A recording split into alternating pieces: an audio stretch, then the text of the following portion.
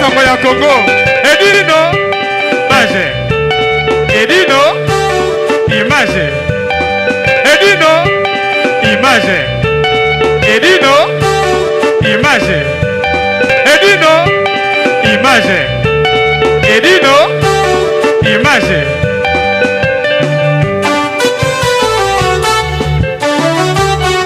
Ouais. Edino image. Panza sango ya Congo. Sango ya Congo ekenda. Etambola. Mokili mobimba. Bae banini ekoleka na mboko yo Congo. Awe. Panza sango ya Congo. Edino image. Panza sango ya Congo ye. Poisa. Poisa. Ya kuku na poisa.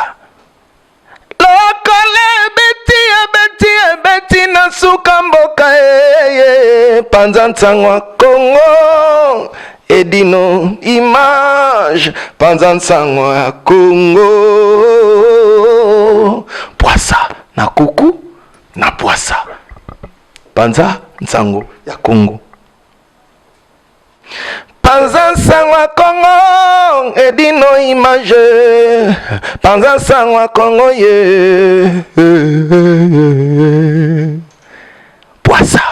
Poisa ya kuku na poisa.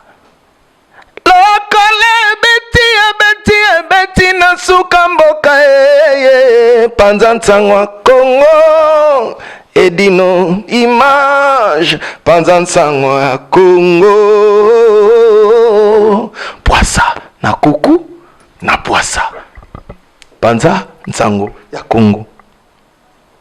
Paris bazo s'ennuyer ba bisenga mokonzo ba mama bakota Paris bazo s'ennuyer mouvement za pena trop te olia pena ya bien za sous bakota Paris te kolia za moko na kata Ivry awa et pas ya serre na biso ba bi na restaurant Ewaka mi José ba bi moi ça pembe tina mabolongo mi José le bela bango liloba moko simi mokonzo ba mama oza mi José la reine de Lyon ba bi moi ça pembe te dans restaurant oza ma casse kolia kitoko komela kitoko nga alie malangwa na lie na taba donc goût ba bi chez maman Ewaka quoi serre Ewaka na Ivry et puis la qualité c'est pas la quantité ça veut dire que ah ba bina goût on a besoin kiridate a besoin kiridate donc lemba ya goût ya kronika ba goût l'Afrique ko lia le boulot za matonge mais on a poto comprendre donc so la reine Michosa confirmé donc na les bien na meli bien na la chez Ewaka chez Jeannette nganda sans polémique soye olia bilo nyo sa mokili o Afrique olinga. Si vous avez envie de manger les plats africains, je vous invite à venir manger chez Maman Jeannette, Maman Ewaka, la femme la plus belle, la femme qui est gentille et propre. Elle est très accueillante, c'est une belle femme. Ça, je vous confirme. Ah, penza so boye, boko sepela. Ah, tozanga elorote. Elo nyonso olimolia ezali.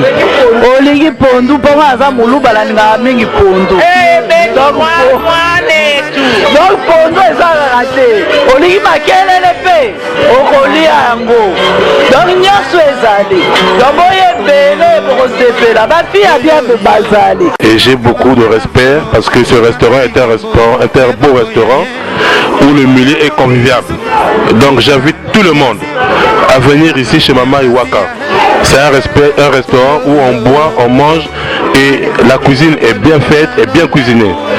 Donc on le suit par rapport à sa bouffe, voilà, l'accueil au fait, voilà. Vous savez, je connais, ça fait, je sais pas, ça fait 10 ans, je connais. Donc on est là pour... Oui, Ngaï Jeannette, comme on a Jeannette, c'est Wakeza Combo restaurant.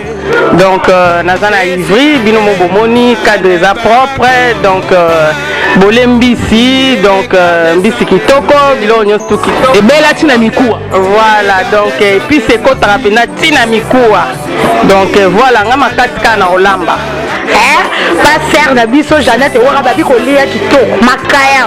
Oh my, ngwanete nga lula la malango mais na lia ba malango mais et puis c'est kota makamba boye non na mona te tina kuta batata suka. Donc vraiment ko lia kitoko ko mela kitoko. Donc baboye pe so mona basa kitoko yawa ngomona bavwejo yawa donc sere waka simbigwa dale ya Patrick Malwa Vengi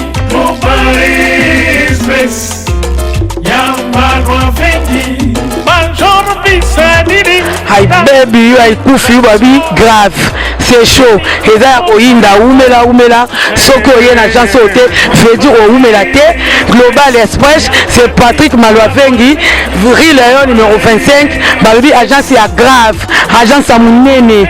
Oyo tozoko tinda ba koli na biso na Kinshasa, ba koli na biso na Angola, ba koli na biso na Brazza. Pour koli le koma kitoko, il faut les canards. Rileon numéro 25 et puis Patrick Malwa Vengi, balobi Global Express souka l'agence osoko yete veut dire oumela te pour na kati agence oyo toza na ba service ebele okotinda ba carton okotinda bilamba et puis tozali na service moko futi mbongo mutaza na Kinshasa kozwa traitement au futi mbongo mutakufi na Kinshasa bakokunda ye kitoko chez Patrick Malwa Vengi balobi service kitoko soko lingo oumela foya na Rileon numéro 25 na Global Express Patrick Malwa Vengi souka l'agence ba mama Paris bana bela ba fongole biso loko kitoko vraiment ngo iumela atina bilo oneka awa po bilo oneko ba kitoko na bakini po ngaba ba carton ekendaka awa